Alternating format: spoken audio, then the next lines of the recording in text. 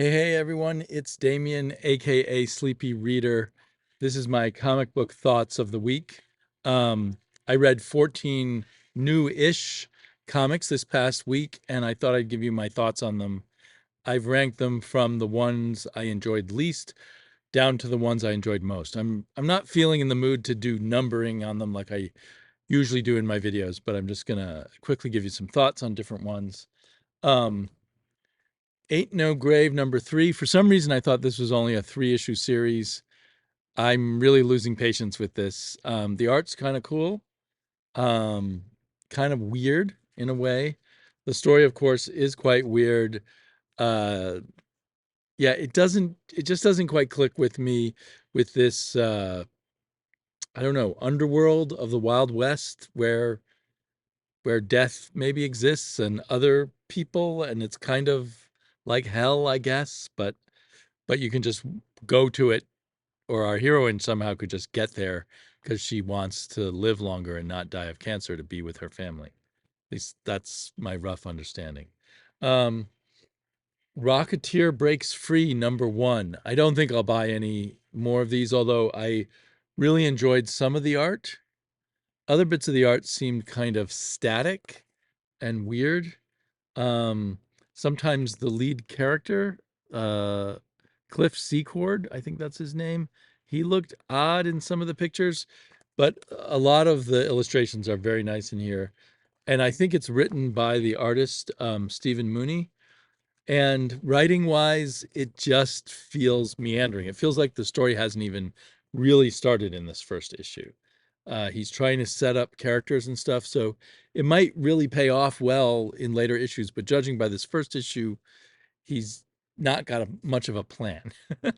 So, and he's trying to establish characters, but I don't think what he's establishing about the characters is as interesting as he thinks. Anyway, that's my take on it. I was not a big fan of that. Although every one of these comics that I read had something in it that I liked. Um, so definitely both of these two were some great art, and this one, some potentially good ideas. They just didn't click right with me. Creature from the Black Lagoon. I read the last 2 issues. I think issue 4 came out today. Today is Wednesday. Um, and Writers Dan Waters and Ram V sort of collective collectively, maybe, I don't know. I don't know what went wrong here. I enjoyed it okay, but it never really came alive for me. And I could see what they were doing. Ultimately, they were making a story that's not so much about the creature of the Black Lagoon as human beings' behavior and human beings' ideas, I guess, about the creature of the Black Lagoon, what the creature means to them, you might say. So that should have been really cool, but it just didn't click too much. Um, and the art was okay, but it never sort of took me up to the next level. Really cool art in Love Me, issue #3.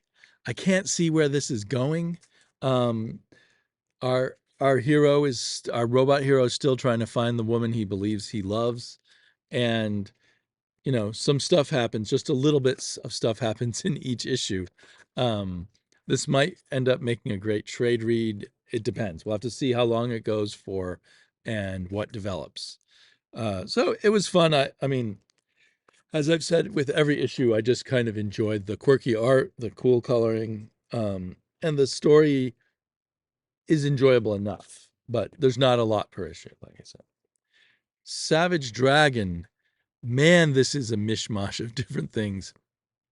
On the nose sort of attacks on certain public figures, I would say, like, oh, I can't remember his name now. That guy who got sued by all the people from the school shooting. Um, Weird nudity, uh, Mickey Mouse as a basically would-be rapist.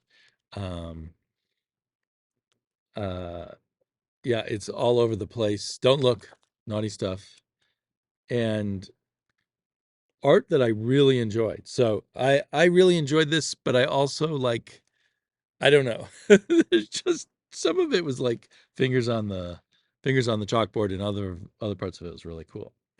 Um, Sanction number two. This I really enjoyed the first issue, and I think I enjoyed the second issue almost as much. Every mystery story is for me. It's a mystery story set in um, just before the fall of the Soviet Empire, basically. Set, I believe, in the capital, Kirov Ballet. Yeah. So every mystery to me is more interesting in the setup than in the execution. So it's being executed quite well, and it's still interesting. But yeah, so I'm enjoying it a lot, and the art's really cool, as you can see. So yeah, it's a cool book. Like I said, now we're definitely into the books that I really enjoyed. I really enjoyed Geiger. I feel like this cover is a reference to some other cover, and I'm not sure if it's to Frank Frazetta or to like a Jim Starlin cover from back in the 70s or something else. Maybe a John Buscema Conan cover. I'm just not sure, but it looks so familiar.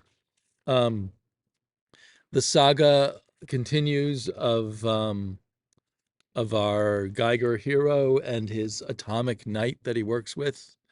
I guess the atomic knight goes with the checker, the go-go checks up there, and the atomic knight seems to be getting a bigger and bigger role.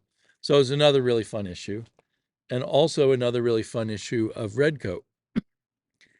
I This is issue 4, and I've really been loving this story, and it felt like it slowed down a bit. I loved this cover, this wraparound cover, and I don't dislike this issue at all, but the energy level seemed a little bit lower for some reason. I don't know if it was the art or the writing than previous issues, but I got a kick out of it. Utter Silliness, Lester of the Lesser Gods, issue 2. With issue 1, this creates what felt like a sort of a complete story, although I guess his quest continues at the end. But just tons of silliness from Eric Powell and his artistic collaborator Lucky Yates, not Yucky Lates. Um, just this silly wannabe Conan in this magical apocalyptic future. I think somewhere in Texas. I'm not sure. Um, so yeah, just silly fun. If you're a fan of Gru, I think you'd particularly like this one. But any fan of Eric Powell's The Goon might like it too. So, Ice Cream Man, Decompression in a Wreck Part 2. I did enjoy this a lot. And, whoa, wind is really kicking up. A comic book just went flying. I really enjoyed this a lot, but for some reason it wasn't, all of this ranking, this ordering is by my personal enjoyment when reading it, super subjective.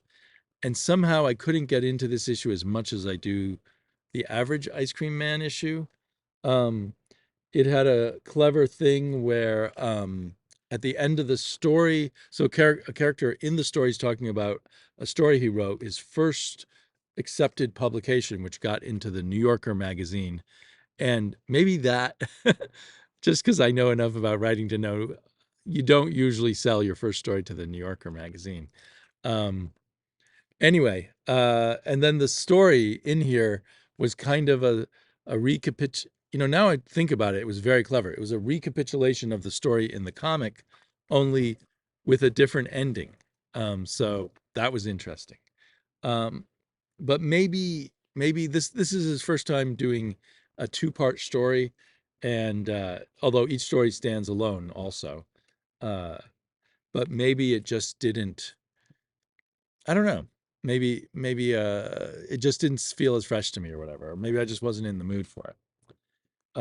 By not in the mood for it, I mean it wasn't my top comic of the week. All of these up here I really loved. I really loved My Bad, and it's just a lot of fun. The Look at that coloring on the cover. The artist who drew this and the interior did the coloring on the cover. And here's what the coloring on the inside looks like. It's just duller and drabber and more sort of fading away into brown shadows and stuff. Um, but that's what my one gripe. It was hilarious. It developed all the characters that we've been following in My Bad for me in the this would be like my 12th issue of My Bad or something, or 10th issue of My Bad by now. Or maybe more. Maybe there's been 6 issue runs. But anyway, everything was really hilarious. The the Chandelier, who's like the Batman character who no longer can, there's his Chandelier mobile. He can no longer appear in costume because of copyright issues or something. He starts his own podcast where he tries to appeal to macho people. And anyway, also all sorts of fun movement with all the characters. A good moment or two for Acid Chimp, who is my daughter's favorite character in here. And then Peep Show. This was really excellent autobiographical comic book making. At the end of the day, at the end of the day, autobiographical comics aren't to me like the most important form of comic book making. And this format, which is kind of, I don't know, post Robert Crumb stuff. Robert Crumb's even mentioned in here, where he is just telling the worst parts about himself, revealing all the bad stuff about himself and his relationships with women in here. But a very enjoyable read, very funny. And as maybe most people know, this is his final issue because he died before this was published. And I don't think they say that anywhere here, which I think is unfortunate because just someone picking this up and enjoying this comic won't know he died and will wonder why the story that ends on the back inside cover just kind of ends, and all the kind of relationship questions and career questions that are raised in this issue are never going to be resolved because this is the last issue. So it's the last bit of Joe Matt's life that he's sharing with us. But it feels like he didn't lose anything in, because there was a long time where he didn't produce any comics. Although most of this is about his life circa, I think, about 2005 or something. So I'm wondering when he did it. And the last few pages were inked by Chester Brown, and I couldn't really tell the difference. So anyway, very, very cool comic. Kind of a one of a kind one shot at this point. But I think the comic I enjoyed the most this week was, as often is the case, Usagi Yojimbo. This is part 4 of The Crow, and I really enjoyed part 3. I think parts 1 and 2 were less exciting, but it's gotten really exciting and really good. And the twists and turns that the Stan Sakai comes up with the scenario that he's created with a bunch of bounty hunters after a sort of band of brigands uh, is really good. Really, just lots and lots of nice touches. So that's what I read in new comics this week. I did read some old comics. I also read some digital comics with my daughter. Maybe I'll get a chance to talk about those. Oh, I read some Superman comics, which I didn't include in this pile here, because I thought I would talk about them separately. But anyway, I hope you're all doing well and enjoying your comics, and I will be back soon.